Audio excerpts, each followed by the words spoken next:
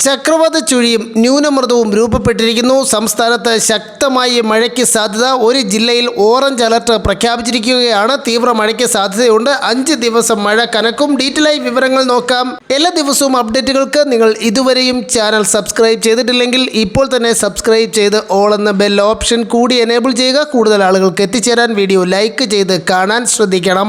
അടുത്ത 5 ദിവസത്തേക്ക് സംസ്ഥാനത്ത് ശക്തമായ മഴയ്ക്ക് സാധ്യതയെന്ന് കേന്ദ്ര കാലാവസ്ഥാ നിരീക്ഷണ കേന്ദ്രത്തിന്റെ മുന്നറിയിപ്പ്. ഇടുക്കിയിൽ ഓറഞ്ച് അലർട്ടാണ്.